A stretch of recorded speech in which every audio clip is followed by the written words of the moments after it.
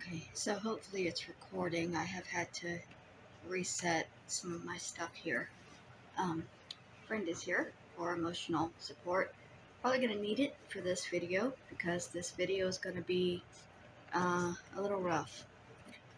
Okay, so this is kind of just an update about what I've been dealing with. I have been very sick for probably about 2 weeks now. I can't eat anything. My menstrual cycle keeps coming and going. Like, I bleed a little bit every day, but it's never seeming to stop. It stopped for a complete week, and then it came back, and now I'm just randomly bleeding. I can't hold down food. Everything I do eat instantly turns to liquid. Like, the last time I tried to eat was last night, and I only got 2 bites in before I got hiccups. My stomach was already rejecting it. And I've been stressing and wondering what's wrong with me. The doctors can't figure it out. And I started thinking and recently realized that I might know what's wrong with me. It's just a concept that I have put out of my head for a couple of years now. In 2016, just after my grandmother passed away, I met a man who moved in with me. He was homeless at the time, and he met me at the church where I was going to get showers and to get hot meals. And he had HIV. And one night he got drunk and he forced himself on me unprotected. And he took me to the hospital, and they put me on a medication that was supposed to stop me from becoming infected. Technically, I was supposed to have started that medication before ever doing anything with him. He didn't take me to get it. He kept saying we were going to go get it, but he never took me until after the night in question. And then he quickly took me, and I started the medication. The medication made me sick, like really sick. And because the medication was making me sick and he didn't want to be around somebody who was sick, he started leaving. And he found himself another woman.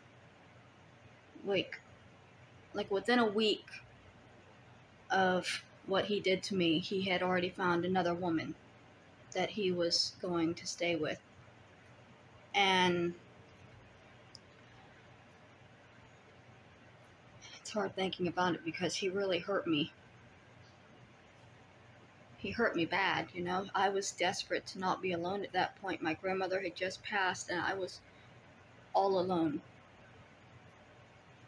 And the night before he left, he said he would stay with me if I would agree to his lifestyle. He said that he was into BDSM, and that if I would allow him to whip me, he would stay with me. So I did. And he used his belt, and he left bleeding lashes all over my backside. And I almost passed out from the pain. And when he was done, he left to go be with her. And when he came back again, he had a police officer with him. And he told me that if I ever told anybody what he had done, if I ever told anybody that he infected me or that he tried to infect me, he would have me put in jail for the rest of my life. I was not allowed to talk about it because he had been open about his status, and what he was doing was he was using the HIPAA laws kind of as a protective barrier, because it's illegal to disclose somebody else's status. And so if I was to like reach out to somebody that he might be interested in dating and say, look, this guy has HIV and intentionally tried to infect me, he could say that I was committing a felony by breaking HIPAA and put me in prison. So now every time I talk about him, I have to make sure that he is only just a him, a sir, a mister, never a name, never anything anybody could find to be him, so that I don't go to prison for speaking about an experience that I went through. Because he seems the type that would try to incarcerate somebody just for speaking out against something that was very wrong. I have wondered often if that baby is okay, because the woman he left me for, he got pregnant.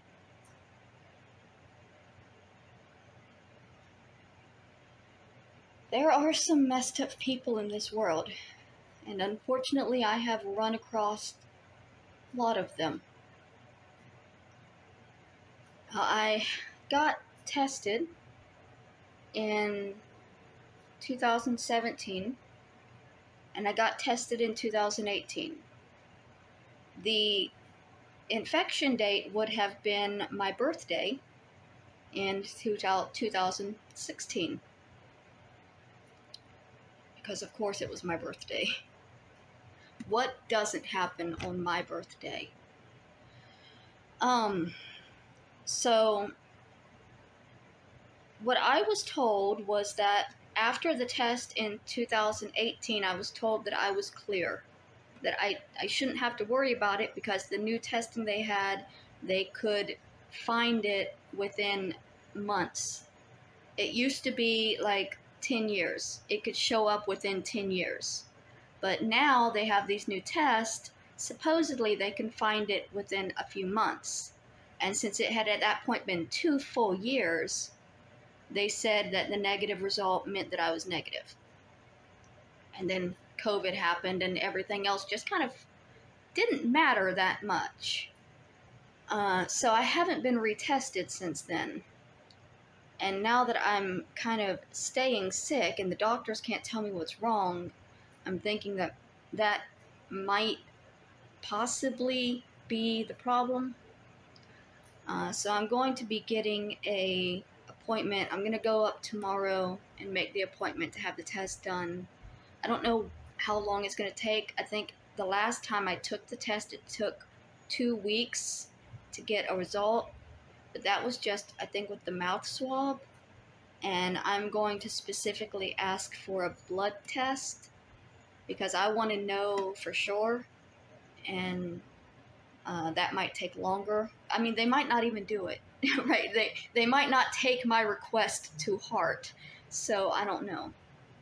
But that's what I'm currently dealing with. That's why I haven't been posting very much, or, you know, I canceled the zoo trip. I haven't gone to the sanitarium. None of the things that I had planned to do this summer I've been able to do because I've just been sick and stressing, and I'm only now kind of letting myself understand that that might be the problem, and it would explain why doctors can't find another problem. I just keep hoping, you know, because they said the last test would have completely cleared me. But there's always a possibility. Once you've been exposed, it can be dormant in there. It was a bad situation. Just like having all of these memories come back on me right now because I'm thinking about it. He was not the greatest guy, you know.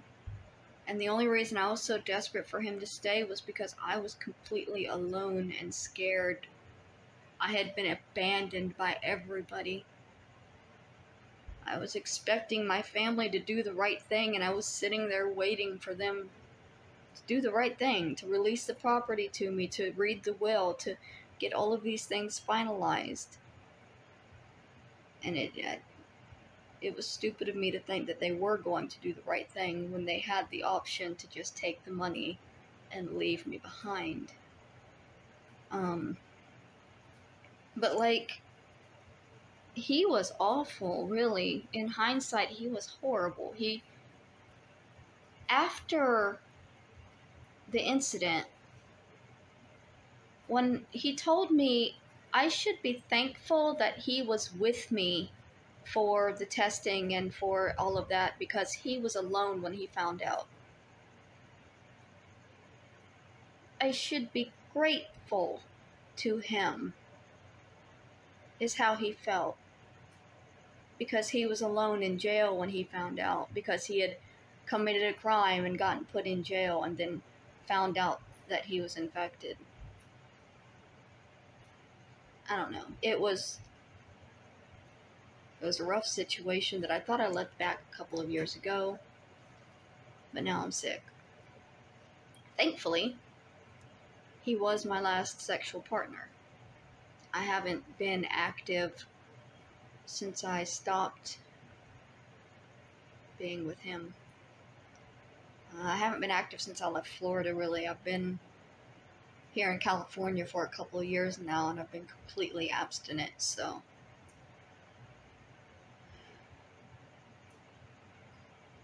It's a lot of stress. And it's not that I'm afraid of death. We all die. Everybody watching this video is going to eventually die. That's not what I'm afraid of.